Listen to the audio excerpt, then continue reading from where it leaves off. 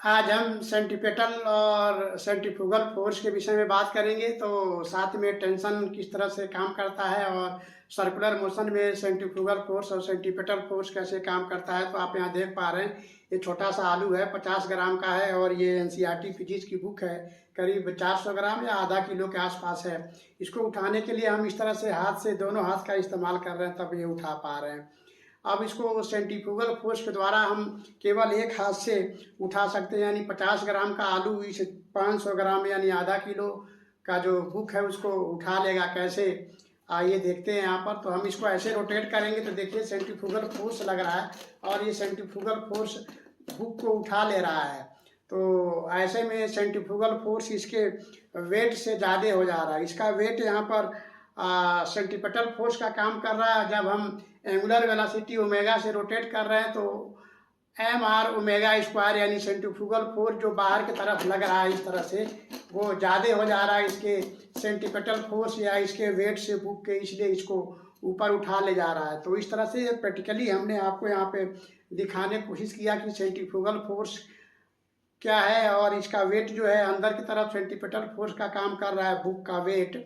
तो फिर से इसको देखिए, इस तरह से जब नचा रहे हैं तो इसको हम उठा ले रहे हैं, क्योंकि ये जो नाच रहा है इससे इस तरह से देखिए, इस तरह से नाच रहा है तो सेंट्रीफ्यूगल फोर्स ज़्यादा हो गया सेंट्रीपेटल फोर्स यानी इसके वेट से, इसलिए ये बुक ऊपर उठ जा रहा है। तो ये तो प्रैक्टिकली हमने आपको दिखाया। अब इसको थ्योरेटिकली कैसे हम लोग समझेंगे, आइए देखते हैं। तो यहाँ पर देखिए, यह एक टेबल है, उसमें एक होल है, जैसे कि हमने वहाँ पर एक ट्यूब लिया था तो होल में आर रेडियस का एक सर्कुलर पाथ में स्मॉल एम मास को, यानी जिसको आलू हमने दिखाया था, पोटैटो आलू 50 ग्राम का, उससे ये बुक देखिए करीब कैपिटल एम मास यानी heavy mass, capital M greater than small M है, इसमें हैंगिंग पोजीशन में है। अब इसको ऐसे एंटी क्लॉकवाइज जब घुमाया जा रहा है तो बाहर की तरफ सेंट्रीफ्यूगल फोर्स लग रहा है। Centrifugal force M R omega square या M B square by R होता है और टेंशन नीचे की तरफ, अंदर की तरफ लग रहा है, जहाँ पर टेंशन यहाँ पर वेट है और ये वेट यानी टेंशन जो है अंदर की तरफ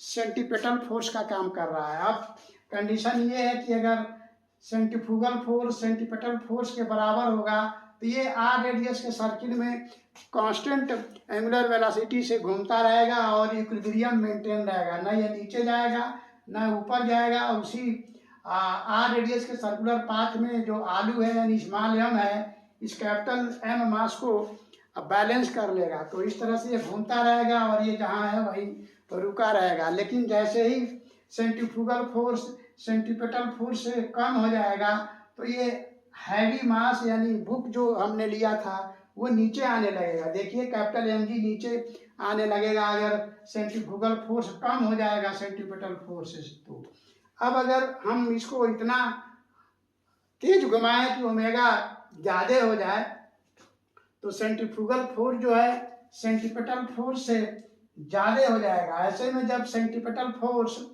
ज़्यादा हो जाएगा सेंट्रीपेटल फोर्स से, तो सेंट्रीफ्यूगल फोर्स, फिर से ध्यान दीजिए, सेंट्रीफ्यूगल फोर्स अगर ज़्यादा हो गया सेंट्रीपेटल फोर्स से तो ये छोटा मास जो है एम आर ओमेगा स्क्वायर जो फोर्स बाहर की तरफ लगाएगा उस फोर्स से इस हैवी मास को यानी एम को उठा लेगा। तो इस प्रकार ये एम ऊपर जाने लगेगा। तो देखिए सेंट्रीफ्यूगल फोर्स यहाँ पर हमने ज़्यादा कर दिया सेंट्रीपेटल फोर्स से, तो कैपिटल एम ऊपर जाने लगा, जैसा कि हमने यहाँ पर ऐसे घुमा करके देखिए। यहाँ पर अब हम इसको फिर से घुमा रहे हैं तो देखिए, अब इसको घुमाने लगे तो सेंट्रीफ्यूगल फोर्स ज़्यादा हो गया तो ये ऊपर आ गया। अब मैं सेंट्रीफ्यूगल फोर्स को कम कर रहा हूँ तो बुक नीचे जा रहा है और कांस्टेंट एंगुलर वेलोसिटी ऐसे से घुमा रहे हैं केवल, देखिए तो बुक जहाँ है वहीं पर मेंटेन है, ना नीचे जा रहा है ना ऊपर जा रहा है। तो हम समझते हैं थ्योरेटिकली और प्रैक्टिकली आप इसको अच्छे से समझ गए होंगे। तो इस तरह के क्वेश्चन जनरली IIT JEE और नीट के एग्जाम में कई बार पूछे गए हैं, आगे भी पूछे जाते रहेंगे। तो हम उम्मीद करते हैं आपको ये एक्सप्लेनेशन प्रैक्टिकली और थ्योरेटिकली काफ़ी अच्छे से समझ में आया होगा। तो फिर मिलते हैं नेक्स्ट वीडियो में किसी और क्वेश्चन के साथ, तब तक के लिए